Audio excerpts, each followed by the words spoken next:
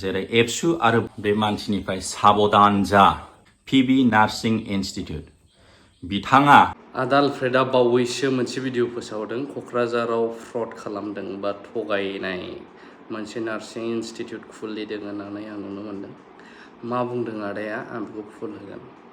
बेनि सिगां आं माखासे फोरमायगोनसो जोङो सर्सफोरखौ मोजां मिथिनानै लानाया गाहाम। जोंनि जायगायावहाय गोबां फिसफ्रा हाई आरो लोगोसे प्लेसमेन्टनि खोथा थाहैबाय आरो एन्ट्रेन्सफोर होबा मोनगोन मोनानि खोथा थाहैबाय। गोबां खोथा थायो बेखायनो गोबां स्टुडेन्टफ्रा जायफ्रा हायो बांसिना आब्रडआव थाङो आउट अफ इन्डिया आरो बांसिना सोरबा चेन्नाइ बेंगलर मुम्बाइ बेफोरबायदियाव थाङो। दा बेनिखायनो आं दाख्लैनिफ्राय मोनसे भिडिअ होबाय थादोंमोन नोंथांमोना नुगोना नुवाखै एथेना ग्रुप अफ इनस्टिटिउशन्स बे जाहैबाय सासे ओरैबायदि आंनि फुराना सिनाखि मेडाम सारमोननि मेडामाबो बावनो मावो नोंथांमोना गोबाङानो मिथिखायो अर्थात रन्जन दैमारि सारनि बिदानि बिहामजो सारनिबो बिहामजो बिथांजोआ होजोंनो मावो एज ए स्टाफ एडमिशन कअर्डिनेटर।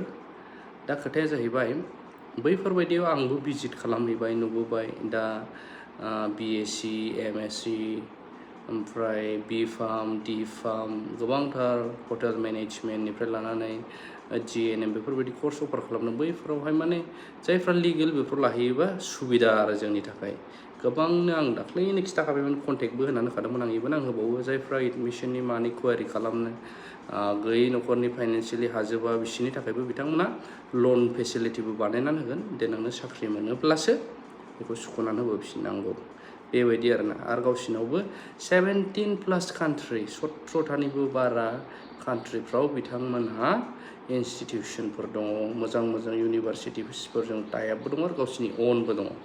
आं दाख्लैहाय थांबावदों आं बार थांबाय थायो आं बोसोरफ्रोमबो थाङोबानो हाबबोयो वासिफ सार दङ बेनि चेयारमेन जोबोद मोजां क्ल'ज दा जोंनियावबो खुलिफैनो टारगेट लागासिनो दङ। थ' जायफ्रा दायो हायार सेकेन्डारि बेफोरो कमप्लिट खालामनानै दङ आर्ट्सनियानो जा आरो साइन्स स्ट्रिमनिबा साबसिन कन्टेक्ट खालामनो हागोन निशा मेडामखौहाय अर्थात आं दहाय बुंदों ना रन्जन दैमारि सारनि बिदानि बिहामजो थ' रन्जन सारनिबो बिहामजो। ओमफ्राय दानिया फैदो आदा आलफ्रेडखौ माबायदि फ्रड खालामनो जोंनि लकेलाव ओंखायनो बिराद गिनांगौ। गोजानावथ' गोजान बाथो लकेलावनो बांसिन नै माबायदि फ्रड खालामफैयो सोरबा एजेन्टनो मा होनो लांसिगोन माबायदि केयार खालामनांगौ मिथिला। थ' बेखायनो आं बुङो माने मोजां मिथिखानाय चेनेलफोरजों थाङोबा मोजां आरोना। ओंखायनो बैयाव जेबो फ्रड जाहैनाय नङा आं जेराव दहाय बुंदोंमोन जायफ्रा कुवारि खालामनो हागोन। दा आदा आलफ्रेडआ मानो मा जादोंमोन खोनासंनानै लाबानो जाबाय ससेब्लाबो गोबां नुबाय जानांगौ। नोंथांमोनहा बे मानसिनिफ्राय साबधान जा खोमथा मोसाहारि बिथांनि आधार कार्डनि एड्रेस बायदिबा बिथाङा रुनिकाटा भुटिनालि सालबारिनि बिथाङा मा खालामदों फेक नार्सिं इनस्टिट्यूट खुलिदों पिबि नार्सिं इनस्टिट्यूट।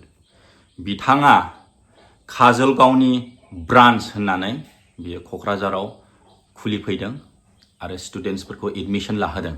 बिथाङा आंखौबो बे गावनि फेक नार्सिं इनस्टिट्यूटखौ आंनि फेसबुक आरो इउटुब चेनेलाव बिथाङा पाब्लिसिटि खालामहोदों। आंबो बर' होननानै जोबोद गोजोननाय मोन्दोंमोन वाव जोंनि बर'फ्राबो बेफोरबायदि नार्सिं इनस्टिट्यूट खुलिनो रोंलायलायबाय होननानै आरो बिथाङा गावनि बे फेक सार्टिफिकेटखौबो देखायदोंमोन आरो रेन्ट एग्रिमेन्ट ना क'क्राझार बे थिथागुरि खाथियाव भबानिपुर होननाय जायगा दङ इउनिभार्सेल गेम स्टुडिअ बिनि जास्ट अपोजिटआव मोनसे बिल्डिं दं आरो बिथाङा रेन्ट एग्रिमेन्ट लालायलायनानै जोंना क्लास रुम गासिबो रेडि जाखाजोब्बाय नै बेनो होननानै माने ओरैबायदि फोथायहोदों आंबो नंगौ साननानै दे जोंनि बर' मानसि बेफोरबायदि रोंदों होननानै आङो हेफाजाब खालामदोंमोन बिथांखौ। नाथाय थाङै थुङै मा खालामखो बिथाङा नै फ्रड खालामबाय। स्टुडेन्टफोरनिफ्राय मिन्थिनाय बायदिबा माने जेबो फर्म फिलआप गैया जादों फर्मबो गैया पेमेन्ट रिसिप्टबो गैया आरो बिथाङा अफलाइनखौनो केसखौनो लानो हास्थायदों जाहैदों।